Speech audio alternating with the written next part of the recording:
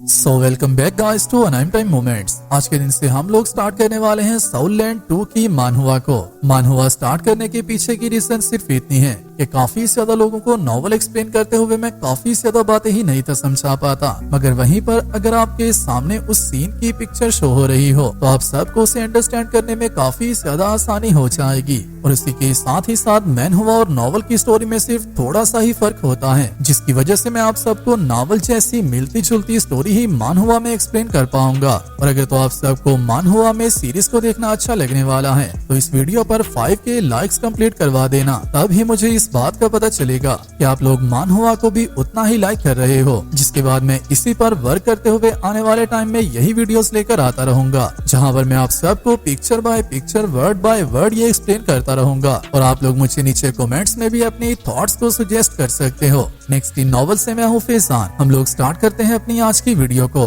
Episode के start होते ही सबसे पहले हम एक काफी ज्यादा डार्क सीन को देखते हैं, जहाँ पर हुवो युहाओ अपने आप से ये क्वेश्चन कर रहा होता है, किस्मत क्या चीज है, आखिरकार किस्मत क्यों है और मेरी किस्मत ऐसी क्यों है, मुझे ही इनजस्टिस क्यों मिल रहा है, मेरे साथ ही गलत क्यों हो रहा है, मैंने किसी के साथ बुरा बिहेव भी नहीं किया, सिर्फ मुझे ही इस इनजस्टिस को क्यों बर्दाश्त करना होगा, सिर्फ मैं ही ऐसा क्यों हूँ, मैंने किसी के साथ भी गलत नहीं किया मगर फिर भी मैं सबसे ज्यादा अनलकीस्ट क्यों हूँ, गॉड ने मुझे ही ऐसा फेट क्यों दिया है। जहाँ पर बात करते हुए इवन हुवो युहाओ की आंखों में आंसू तक आ चुके होते हैं, जिसके साथ ही हमें हुवो युहाओ की बैकग्राउंड स्टोरी थोड़ी सी देखने को मिलती है, जहाँ पर हम लोग पिक्चर्स में ये बात तो ऑलरेडी देख सकते हैं कि हुवो युहाओ और उसकी मदर के साथ उसके फैमिली मेंबर स्टार्टिंग से ही कितना बुरा बिहेव करते थे। जहाँ पर उसके फैमिली मेंबर्स एक दूसरे के साथ ये बात कर रहे होते हैं कि क्या ये उसी सर्वेंट लड़की का बच्चा नहीं है, ये दिखने में भी काफी ज्यादा पुअर लग रहा है।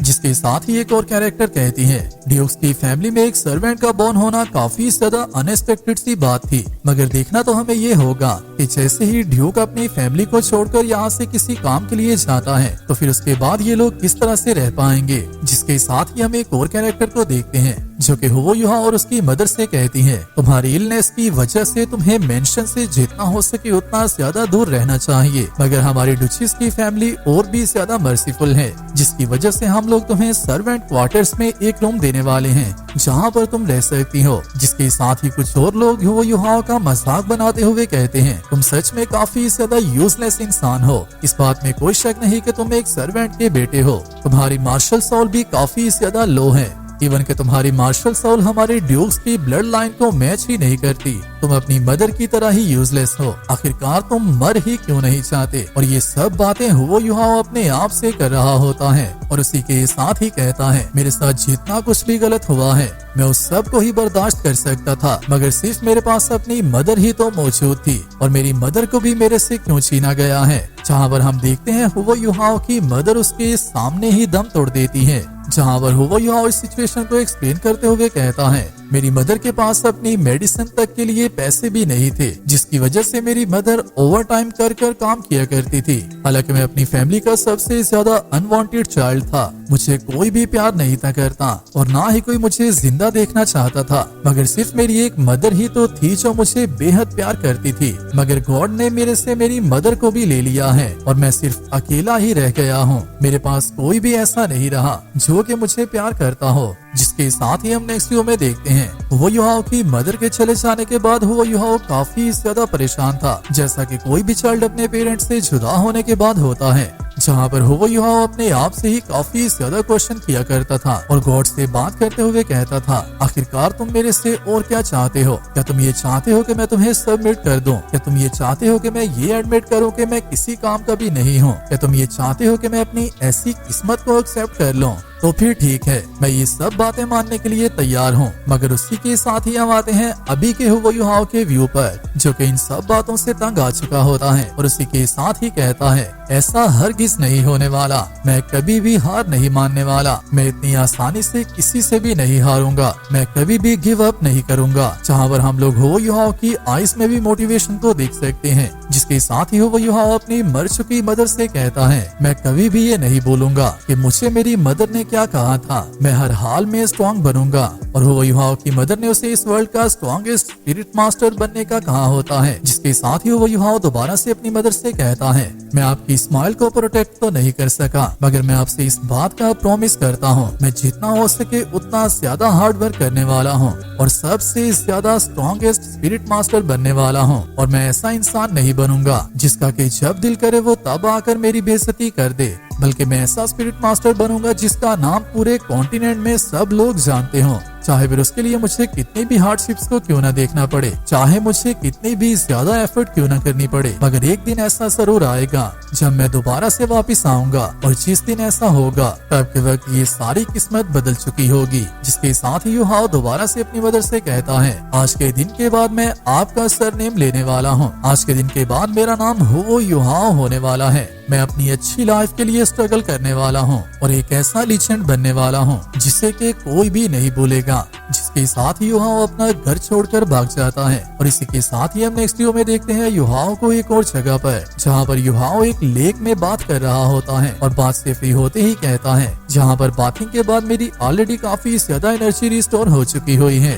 और मैंने अपनी स्टेट को ऑलरेडी 6 दिन से छोड़ दिया हुआ है। जिसका मतलब ये है कि युहाओ 6 दिन से अपने घर से भाग आया होता है और उसी के साथ ही कहता है, मुझे फूड से परेशान होने की जरूरत तो नहीं है क्योंकि मैं यहाँ पर मौजूद कुछ छोटे मोटे मॉन्स्टर्स को हंट कर सकता हूँ। और ये भी बहुत अच्छी बात है कि मेरी मदर मुझे मॉन्स्टर हंटिंग पर लेकर जाया करती थी और वेजिटेबल्स के बारे में मुझे काफी ज्यादा इन्फो शेयर किया करती थी। हालांकि आज से पहले भी मेरी लाइफ काफी ज्यादा हार्ड थी, मगर तब मेरे साथ मेरी मदर मौजूद थी जिसने कि हमेशा ही मेरा ख्याल रखा है। जो सोचते हुए युहाओ दोबारा से काफी ज्यादा परेशान हो जाता है, मगर उसी के साथ ही युहाओ अपने आप को मोटिवेशन देते हुए कहता है, अभी के लिए मुझे इन सब बातों को नहीं सोचना चाहिए क्योंकि सबसे पहले तो मुझे अपने टारगेट प्लेस पर पहुंचना है। जिसके साथ ही युहाओ अपने पास से एक मैप को निकाल लेता है और उसी के साथ ही कहता है, मैं बहुत ही जल्द वहां पर पहुंच जाऊंगा। और स्टारडुवो फॉरेस्ट को यहाँ पर स्टार बर्स्ट फॉरेस्ट कहा गया है, जिसे कि हम लोग बर्स्ट फॉरेस्ट ही कहने वाले हैं। जिसके साथ ही युहाओ कहता है, स्टार बर्स्ट फॉरेस्ट हर तरह के स्पिरिट मॉन्स्टर्स के रहने की जगह होती है।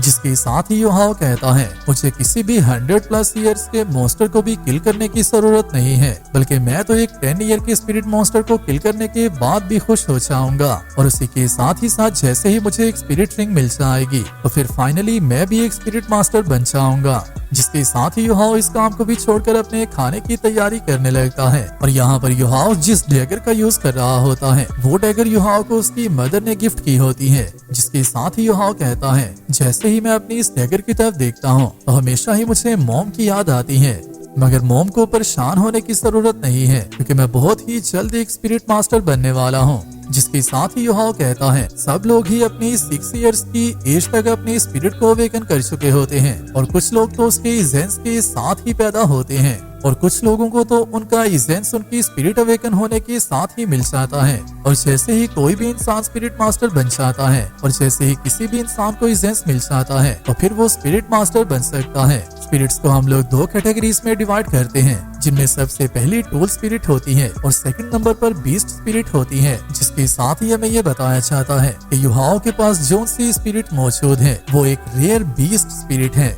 जिसका नाम अशूरा आइस है। जिसके साथ ही हमें दोबारा से ये बात एक्सप्लेन की जाती है, जैसे ही युहाओ ने अपनी स्पिरिट को अवेकन कर लिया था तो तब ही युहाओ को ये रियलाइज हो गया था कि उसकी साइट कैपेबिलिटीज काफी ज्यादा हद तक बढ़ चुकी हुई हैं। जिसके बाद अपनी कुछ ही ट्रेनिंग करने के बाद युहाओ इतना काबिल हो चुका था कि वो छोटी छोटी डिटेल्स को भी बहुत ही ज्यादा आसानी से समझ लेता था। जो सब बातें युहाओ की आई साइट में एंटर हो चुकी हुई हैं। युहाओ की आंखों से बचना अभी के लिए किसी के लिए भी काफी ज्यादा मुश्किल हो चुका हुआ है, जिसकी वजह से युहाओ की आंखों के सामने या फिर युहाओ के विजन के सामने सब चीजें ही काफी ज्यादा स्लो मूव करती हैं। मगर युहाओ अपनी स्पिरिट की कैपेबिलिटीज को ज्यादा अच्छे से जानना ही नहीं चाहता। एक ऐसी स्पिरिट जो कि ट्रांसफॉर्म हो सकती है वो काफी ज्यादा पावरफुल होती है क्योंकि उसकी बॉडी का वो पार्ट हमेशा ही एक वेपन की तरह इम्प्रूव होता रहता है। मगर युहाओ का केस एक एक्सेप्शन है। जिसके साथ ही हम देखते हैं युहाओ को जो कि बैठा सब बातें सोच रहा होता है आखिरकार मेरे पास इस स्पिरिट का क्या फायदा है, जबकि मैं इसका यूज करते हुए किसी पर अटैक भी नहीं कर सकता। मगर यहाँ पर युहाओ काफी ज्यादा छोटी फिशेस का शिकार कर उन्हें खा रहा होता है और उसी के साथ ही कहता है मुझे तो कोई बड़ी मछली पकड़ने के लिए भी अपनी ट्रेनिंग करना होगी और अपनी आई साइट को और भी ज्यादा स्ट्रॉन्ग करना होगा। मेरी स्पिरिट पावर की कैटेगरी माइंड कैटेगरी में आती है, मगर इस तरह के स्पिरिट मॉन्स्टर्स हमारे वर्ल्ड में काफी ज्यादा कम है, जिसकी वजह से मेरे लिए इस तरह का स्पिरिट मॉन्स्टर ढूंढना काफी ही ज्यादा मुश्किल काम होने वाला है। जिसके साथ ही युहाओ दोबारा से बताता है जैसे ही कोई स्पिरिट मास्टर अवेकन होता है तो उसे उसका बेसिक एसेंस मिल जाता है, जो कि लेवल 1 से 10 तक होता है, जहाँ पर लेवल 10 सबसे ज्यादा हाईएस्ट होता है, मगर वहीं पर लेवल 1 सबसे ज्यादा लोएस्ट होता है, जो कि मुझे मिला है। जिसके साथ ही युहाओ कहता है जिसकी वजह से मुझे बाकी के ज्यादा लोगों से 10 टाइम ज्यादा मेहनत करना होगी। मगर जैसे ही युहाओ ये सब बातें कर रहा होता है उसी के साथ ही यहाँ पर दो और कैरेक्टर्स आते हैं, जिनमें एक लड़की आते ही सबसे पहले युहाओ से कहती है क्या तुम ग्रिल फिश ईट करने वाले हो, क्या तुम ये सेल करना चाहते हो, आखिरकार तुमने इस फिश को किस तरह से कुक किया है। जिसके साथ ही युहाओ इस लड़की का फिश को लेकर इतना ज्यादा अट्रैक्ट होता देखकर इस एक फिश को इस लड़की को भी दे देता है, जिस पर वो उसका थैंक्स भी करती है। मगर जैसे ही वो इस फिश को खाना स्टार्ट करती है उसी के साथ ही युहाओ अपने माइंड में सोचने लगता है ये लड़की सच में काफी ज्यादा ब्यूटीफुल है, इवन कि मैंने हमारे मेंशन में भी इस तरह की किसी लड़की को आज तक नहीं देखा। जिसके साथ ही यहाँ पर एंट्री होती है इस गर्ल के साथ आए हुए दूसरे कैरेक्टर की, जो कि आते ही युहाओ को ग्रीटिंग्स करता है, जिसे देखते ही युहाओ और भी ज्यादा शॉक हो जाता है और उसी के साथ ही कहता है यहाँ पर एक और वेल मैनर्ड जेंटलमैन आ चुका है, ये लोग सच में काफी ज्यादा अमेजिंग है। जिसके साथ ही हमारा पार्ट 1 यहीं पर कंप्लीट होता है। इस वीडियो पर 5 के लाइक्स आने के बाद मैं इसके सेकंड पार्ट को अपलोड करने वाला हूं, जो कि मुझे पता है आप सब लोग जल्दी से करवा दोगे। इसी के साथ ही मैं मिलता हूं आप सबसे नेक्स्ट वीडियो में, तब तक अपना और अपने प्यारों का ख्याल रखियो। चैनल को सब्सक्राइब भी लाजमी कर लियो।